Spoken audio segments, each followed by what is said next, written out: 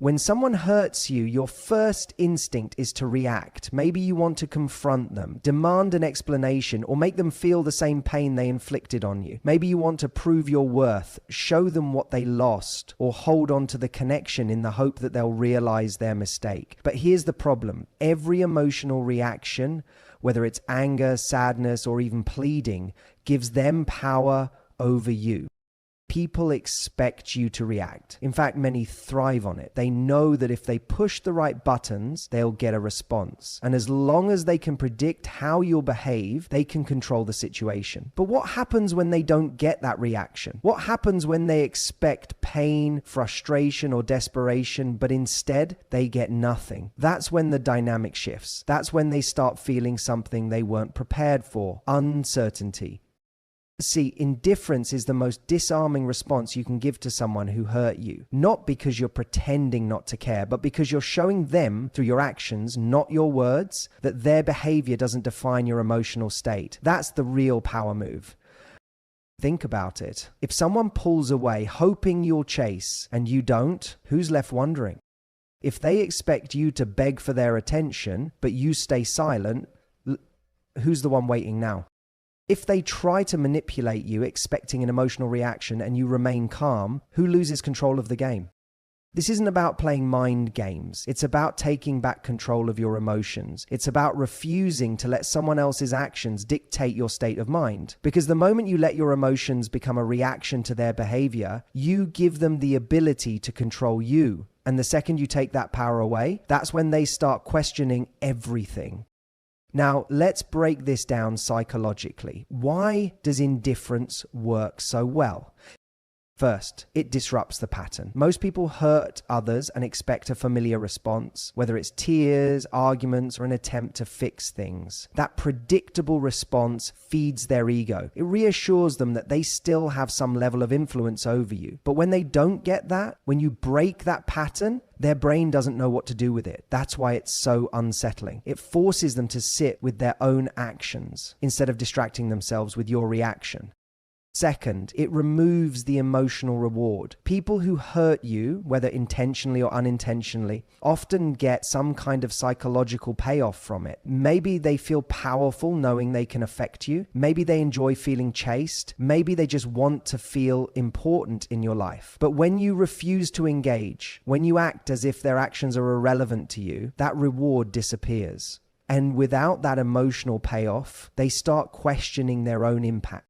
But let's be clear, this isn't about suppressing your emotions. It's not about pretending something doesn't hurt when it does. The goal isn't to be numb. The goal is to process your emotions without making them public currency, without handing them over to the person who caused them. Because the moment you do that, you turn your pain into a conversation instead of keeping it as a personal experience. So what does indifference actually look like in practice? It looks like not explaining yourself when they suddenly decide to come back. They don't need to know why you're moving on. Your silence says everything. It looks like not trying to make them feel guilty. Guilt is still a form of emotional engagement. The more you try to make someone see your pain, the more they know they still have a hold on you. Instead, let them wonder why you're not bothered. It looks like not posting things just to get their attention. If you're still shaping your actions around what they might see, they're still in control of your behavior. True indifference means you post, dress, live, and act for yourself, not as a strategy to trigger a reaction from them. And most importantly, it looks like not needing closure from them. Closure isn't something someone else gives you. It's something you decide for yourself. It's when you stop looking for validation from the person who hurt you and realize that their ability to hurt you was never a reflection of your worth in the first place. Because here's the reality. People don't regret losing someone who begs, who chases, who reacts emotionally. They regret losing someone who didn't need them, someone who walked away without looking back. That's why indifference is so powerful. It forces them to see you in a different light. It shifts the power dynamic. And most importantly, it protects your energy. Because at the end of the day, your peace is worth more than proving a point. So, the next time someone hurts you, don't give them the reaction they expect. Give them silence. Give them distance. Give them the unsettling realization that their actions don't affect you the way they thought they would. That's how you truly confuse them. That's how you reclaim your power. When someone hurts you, your instinct might be to respond directly, to call them out, demand an explanation, or try to make them see what they've done. You might want to prove your worth to them, show them they made a mistake, or at the very least, get closure. But the truth is, the most powerful response isn't a reaction, it's elevation. See, when you engage with someone who hurt you, you're still playing their game. You're still operating within the emotional framework they created, whether it's an argument, a plea for understanding, or even a subtle attempt to make them jealous. All of it keeps you tethered to them, and the more you engage, the more you keep yourself stuck. But when you shift your focus entirely, when you stop trying to get validation, stop waiting for an apology, stop needing them to acknowledge what they did, you free yourself in a way that's far more impactful than any words ever could be. Because the most confusing, most unsettling thing for someone who hurt you is realizing they no longer have any influence over your life. Most people expect a reaction. They expect anger, sadness, or some kind of attempt to regain connection. But when you completely redirect your energy into leveling up, when you start focusing on your growth, your happiness, and your own expansion, it changes everything. Suddenly, they're not the center of your world anymore. Suddenly, they're not as important as they once thought they were. And that realization, that's what shakes them. Because here's what you need to understand. People don't feel the weight of losing you when you tell them what they did wrong. They feel it when they see that their absence has only made you stronger.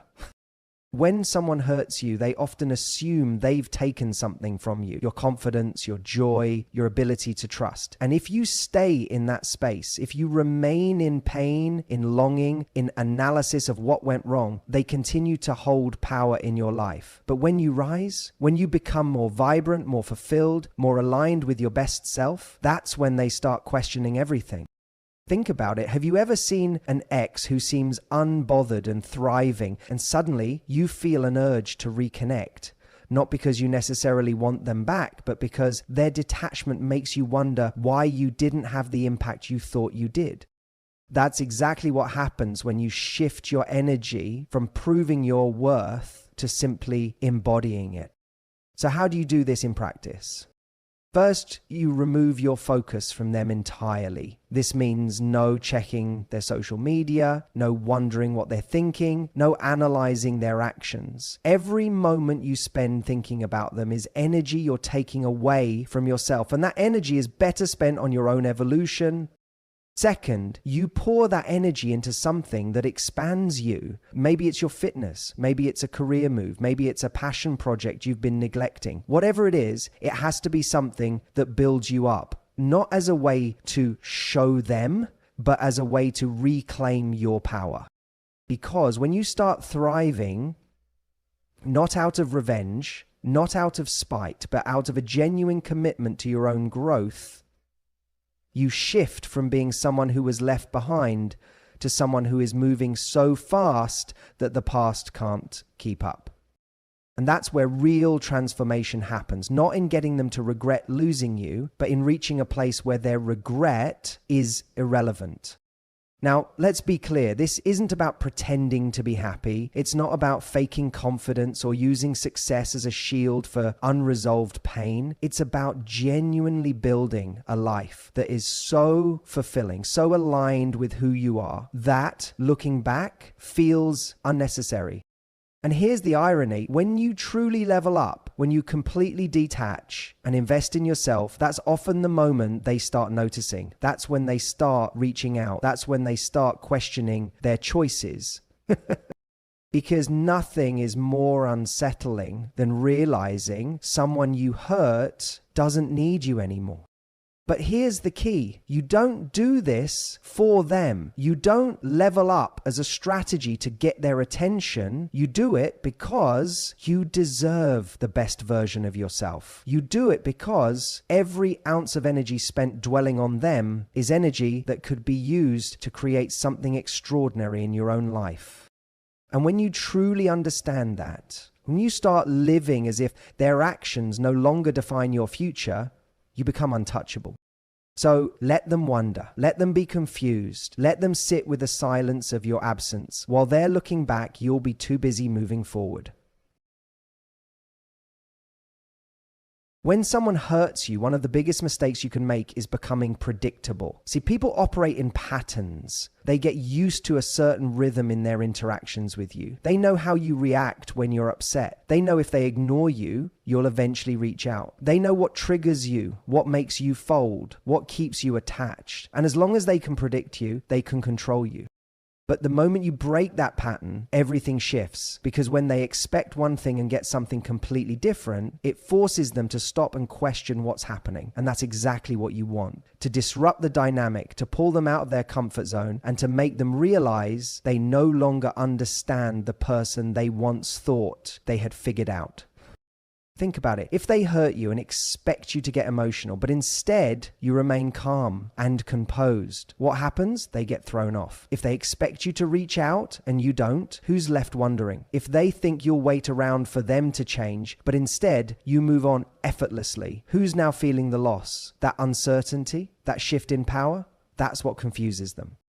And confusion is powerful, not because you're playing games, but because it forces them to reevaluate their perception of you. It breaks the illusion that they know exactly how much you care, exactly how far they can push you, exactly what they mean to you. Suddenly, they're not so sure anymore. And people fear uncertainty more than they fear losing someone. Psychologically, this works because people hate losing control more than they hate losing connection. The moment someone feels like they no longer understand how you operate, their brain starts looking for answers. And this is where most people make a mistake. They give them those answers. They rush to explain why they're acting differently. They try to make the other person see their worth. They still, in some way, seek validation.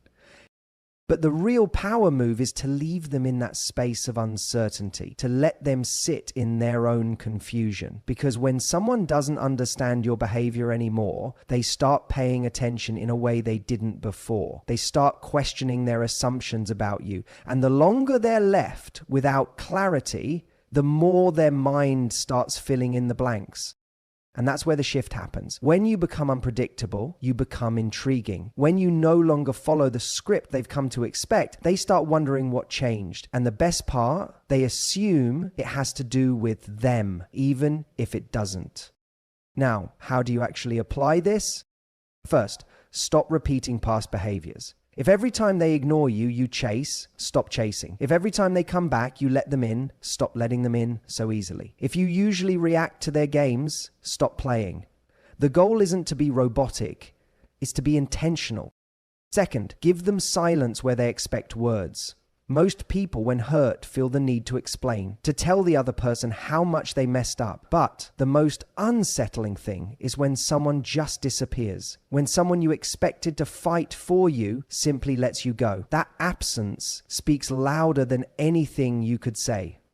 Third, make moves they don't see coming. If they expect you to be stuck, evolve. If they expect you to be waiting, move forward. If they expect to hear about you through mutual friends, make sure what they hear is nothing they expected. And this part is crucial. You don't do this to get a reaction from them. You do this because you refuse to be predictable in your own suffering, because your growth is no longer tied to their recognition of it, because you are no longer playing the role they've cast for you. The moment they stop feeling sure about their place in your life is the moment they start seeing you differently. And not just as someone they may have lost, but as someone they never fully understood in the first place. And when you reach that point, when you truly become someone they can't read, can't predict, can't control, that's when they realize they never had the power in the first place. When someone hurts you, it's easy to get stuck in a story where you're the one who was wronged, betrayed, or abandoned. And for a while, that story might even feel true. You might tell yourself, I gave them everything and they didn't appreciate it. Or, I never deserved this. I was good to them and they still hurt me. And while those feelings are valid, they also keep you locked in a cycle where the other person still holds all the power. Because as long as you see yourself as the person who was hurt, you are defining your experience through them, through what they did, through what they failed to see. And the more you replay that story, the more you reinforce the idea that their actions determined your value. But what if you shifted the narrative? What if instead of seeing yourself as the person who got hurt, you saw yourself as the person who got redirected? What if this wasn't just something that happened to you, but something that happened for you? Think about it. Every time you've been hurt, every time you've been forced to let go of someone who didn't appreciate you, there was also an opportunity in that pain, an opportunity to learn, to evolve, to raise your standards, to see things more clearly. But most people miss that opportunity because they're too busy looking backward.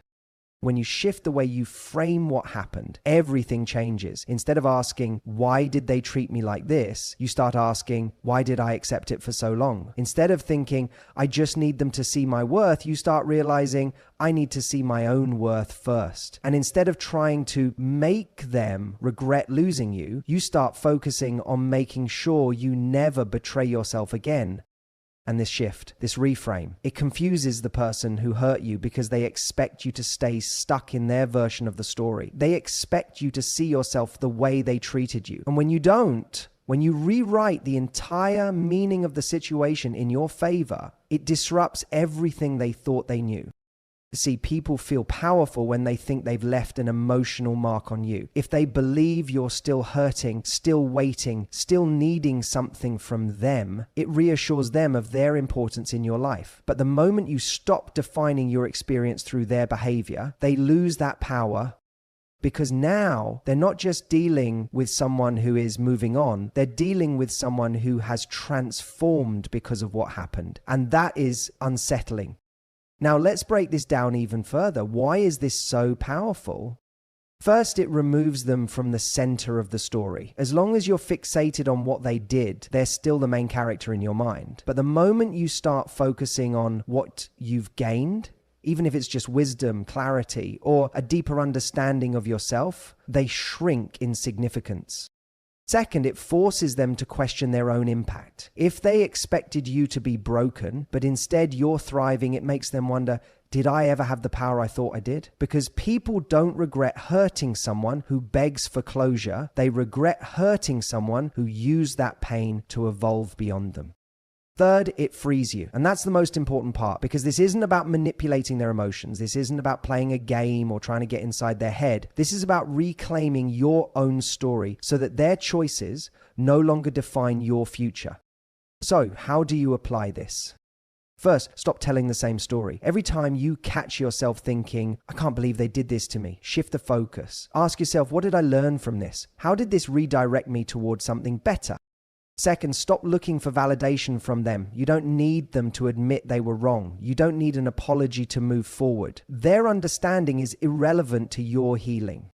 And third, start living in a way that proves you are not the same person they walked away from. Not to impress them, not to prove a point, but because you owe it to yourself to make sure that this experience made you stronger, not smaller. Because at the end of the day, the best way to confuse someone who hurt you isn't by trying to make them see your worth. It's by reaching a place where their recognition of your worth no longer matters. When someone hurts you, your first instinct might be to prove something, to show them what they lost, to make them regret their choices, to ensure they understand your value. And while that desire is completely natural, it's also a trap. Because the moment you seek validation from someone who already undervalues you, you're reinforcing the very dynamic that allowed them to hurt you in the first place. But there's a way to completely flip the script. Instead of chasing closure, instead of trying to make them see, instead of waiting for their acknowledgement, you do something far more powerful. You take your attention away entirely. You don't just move on, you move up. You elevate yourself in such a way that their opinion becomes irrelevant, not because you're pretending it doesn't matter, but because you've genuinely outgrown the need for it. See, most people think the opposite of love is hate, but it's not. The opposite of love isn't even indifference. It's irrelevance. It's when someone who once had the ability to shake you no longer has a seat at the table. It's when their choices, their words, their validation or lack of it no longer factor into your self-worth. That's when the real shift happens. Because let's be honest, most people expect you to react. They expect you to be hurt. They expect you to hold on, to process, to wait, to wonder. But the moment you detach completely, the moment you no longer give them access to your mind, they lose control. And that's where they get confused, because now they're the ones wondering. And let's be clear, this isn't about playing games. It's not about pretending you don't care when you do. It's about getting to a place where you genuinely no longer need their understanding. It's about reaching a level where you're so focused on your own growth, your own goals, your own joy, that looking back isn't even a consideration. Think about the people who have had the biggest impact on your life, the ones you truly respect, admire, or regret losing. It's never the ones who begged for your validation. It's the ones who, despite whatever happened between you, continued to thrive. The ones who didn't need to announce their success, but whose absence spoke for itself. And that's the energy you step into when you stop trying to prove anything. You stop posting cryptic quotes hoping they'll see them. You stop engineering situations where you might run into them. You stop tracking their moves, wondering if they miss you, hoping they'll reach out. Instead, you redirect every ounce of that energy into becoming the best version of yourself. Not to impress them, not to make them regret losing you, but because you deserve it. Now, why does this work so well? Because people expect a reaction. They expect some kind of response, whether it's anger, sadness, or even forced happiness. But when you move so decisively in a direction that no longer involves them, they don't know what to do with that. It forces them to reevaluate, because when you stop looking for validation, you become someone they can no longer access in the way they once did. Most people think they'll feel the loss of someone immediately. They assume that if they don't regret it right away, they never will, but that's not how it works. Regret isn't instant. It builds over time. It grows in the silence. It surfaces when they realize the door they once left open has been closed by you.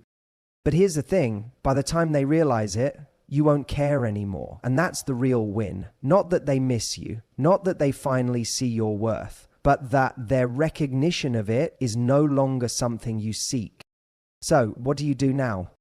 First, remove their presence from your mind. That means no more checking in on them, no more wondering if they're thinking about you, no more playing out hypothetical scenarios where they come back. Every time your mind drifts to them, consciously redirect it to something that expands you. Second, channel that energy into something meaningful. Growth is the best revenge, but only when it's real. Use this moment to elevate